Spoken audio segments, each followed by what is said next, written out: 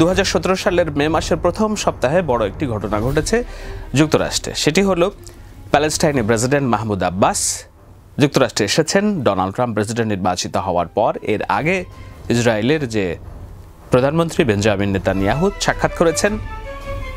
এখন প্যালেস্টাইনের president Mahmoud Abbas president Donald ট্রাম্পের সাথে সাক্ষাৎ করেছেন। Today I'm pleased to welcome President Abbas to the White House for his first visit to Washington in quite a while. Almost 24 years ago, it was on these grounds that President Abbas stood with a courageous peacemaker. Donald Trump বলছেন যে মাহমুদ আব্বাস অনেক বছর পরে যুক্তরাষ্ট্রে আসলেন। আসলে প্রায় 24 বছর পরে যুক্তরাষ্ট্রে আসলেন এবং 24 বছর আগে ইসরায়েল এবং প্যালেস্টাইনের মধ্যকার যে শান্তি আলোচনাকে এগিয়ে নিয়ে যাওয়ার জন্য তার যে ভূমিকা সেটার প্রশংসা করেছেন Donald Trump. Between the Israelis and Palestinians. Mahmud আব্বাসের সাথে দ্বিপাক্ষিক বৈঠকের আগে সাংবাদিকদের সাথে তার মত প্রকাশের সময় তিনি বলছিলেন যে অনেক মানুষ যেটা মনে করেন মধ্যপ্রাচ্যে শান্তি প্রতিষ্ঠা খুব কঠিন, হয়তো এতটা কঠিন না, তিনি হয়তো কিছু একটা করে ফেলবেন। Something that I think is frankly maybe not as difficult as people have thought over the years, but we need two willing parties. We believe Israel is willing, we believe you're willing, and if you both are willing, we're going to make a deal. এ নিয়ে নতুন করে আলোচনা শুরু হয়েছে। কি করতে পারেন Donald Trump মধ্যপ্রাচ্যে শান্তি প্রতিষ্ঠায়? প্রেসিডেন্ট ডোনাল্ড ট্রাম্প এবং মাহমুদ আব্বাসের মধ্যকার এই বৈঠক এবং এই বৈঠক শুরু হওয়ার একদিন কিংবা 2 দিন আগে ভাইস প্রেসিডেন্ট মাইক পেন্স স্পষ্ট করেই বলেছেন যে ইসরায়েলের রাজধানী তেল আবিব থেকে জেরুজালেমে নিয়ে যাওয়ার জন্য যুক্তরাষ্ট্র সব ধরনের পদক্ষেপ সমর্থন করে এবং তিনি মাথার দিব্যি দিয়ে বলেছেন যে যুক্তরাষ্ট্র কখনোই ইসরায়েলের স্বার্থের বাইরে যাবে না। President Donald Trump will never compromise the safety and security of the Jewish state of Israel, not now, not ever. এই যখন যুক্তরাষ্ট্রের ট্রাম্প প্রশাসনের অবস্থা, আমরা জানি যুক্তরাষ্ট্রের মধ্যপ্রাচ্য নীতি এবং ইসরায়েল নীতিতে প্রেসিডেন্ট বারাক ওবামার যে একরকম পলিসি ছিল সেটি নিঃসন্দেহে ট্রাম্পের পলিসির সাথে ভিন্নতর। শান্তি প্রতিষ্ঠায় যুক্তরাষ্ট্র বরাবরই ইসরায়েল এবং প্যালেস্টাইনকে দুজনকে এক টেবিলে নিয়ে আসার চেষ্টা করেছে। এবার যে শান্তি প্রতিষ্ঠার কথা বলা হচ্ছে তা অনেকখানি প্যালেস্টাইনিদের চোখে বিচার মানে কিন্তু তালগাছ আমার। কিভাবে? একটু পেছনে যাওয়া যাক। Was religiously diverse, including mostly Muslims and Christians, also a small number of Jews who lived generally in peace. It was changing in two important ways. First, more people in the region were developing a sense of being not just ethnic Arabs, but Palestinians, a distinct national identity.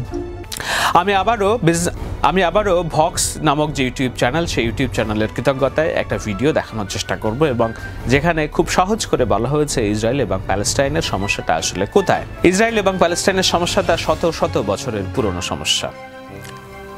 আরবের ভূমধ্যসাগরে ইসরায়েলের এখন যে রাষ্ট্র, সেই রাষ্ট্রে আসলে তখন এটি অটোমান সাম্রাজ্যের একটি শাসন ছিল।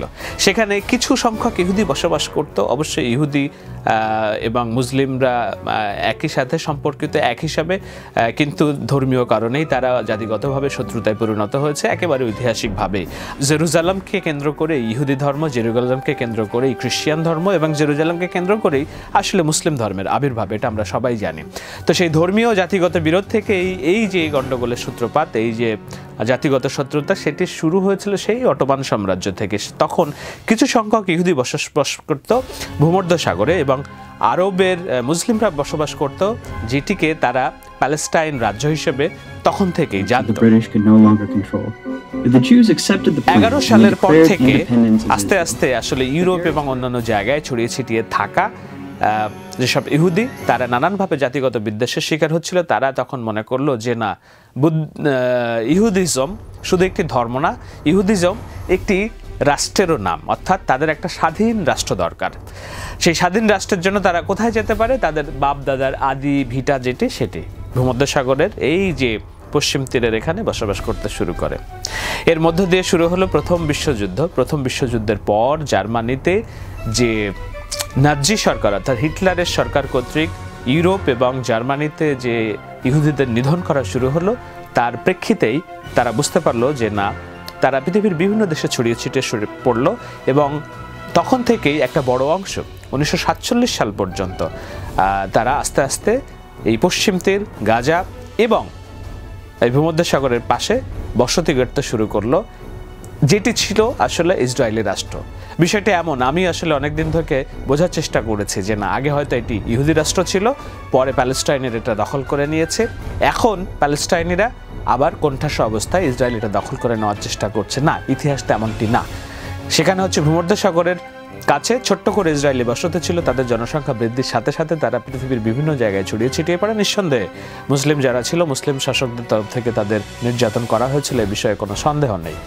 কিন্তু 1900 সালের পর থেকে 1947 সাল পর্যন্ত তারা পৃথিবীর নানান জায়গা থেকে এসে তাদের নিজস্ব কোনো স্বাধীন রাজ্য ছিল না, তারা স্বাধীন রাজ্য প্রতিষ্ঠার দাবিতে আসলো ভূমধ্যসাগরের কাছে। প্যালেস্টাইন যে রাজ্য, ফিলিস্তিনি যে রাজ্য, সেই রাজ্যের জায়গা দখল করতে করতে একটা পর্যায়ে তারা নিজেদেরকে স্বাধীনতা ঘোষণা করলো ব্রিটিশ শাসন আমলের।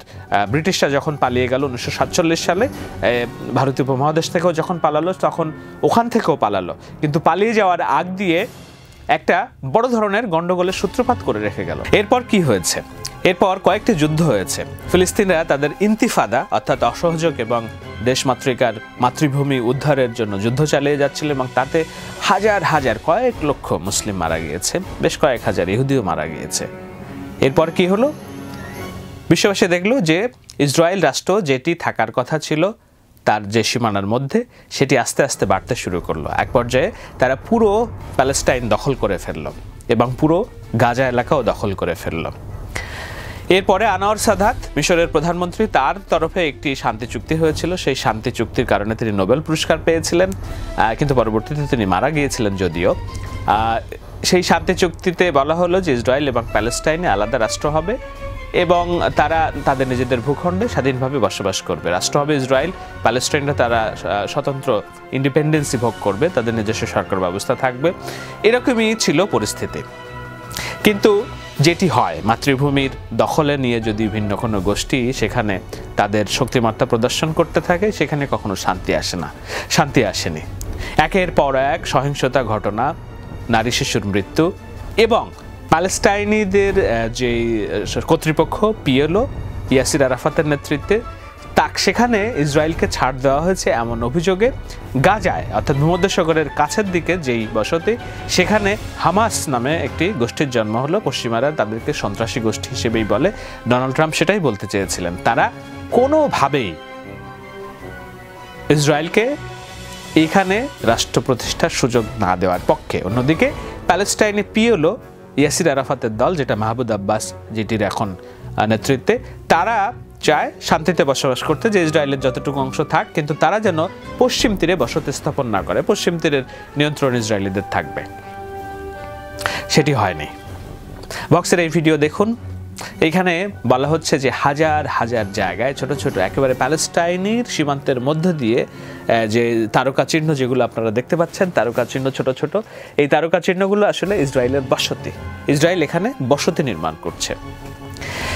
এখন আমার ঘরের মধ্যে যদি আপনি প্রতিদিন রাত্রে শোয়া শুরু করেন, সেটা তো অশান্তির হবেই। সেই অশান্তির কারণেই ইসরায়েলের সন্ত্রাসের, ইসরায়েল এবং প্যালেস্টাইনের যে অস্থিরতা, রক্তপাত, সেটিই বলা হচ্ছে বক্সের এই বিশ্লেষণে। এখন এই জায়গায় শান্তি প্রতিষ্ঠা করা হবে, যেখানে মাইক পেন্স বলছেন যে জেরুজালেমকে ইসরায়েলের রাজধানী করা হবে। জেরুজালেম কোথায়? নিশ্চয়ই আপনারা দেখতে পাচ্ছেন যে একেবারে এই যে সবুজ রঙের যেটাকে বলা হয় পশ্চিম তীরের মাঝখানের যেটা অংশ, সেটা 1947 সালে যেটাকে বলা হয়েছিল এটা একটা ইন্টারন্যাশনাল স্থাপনা হবে।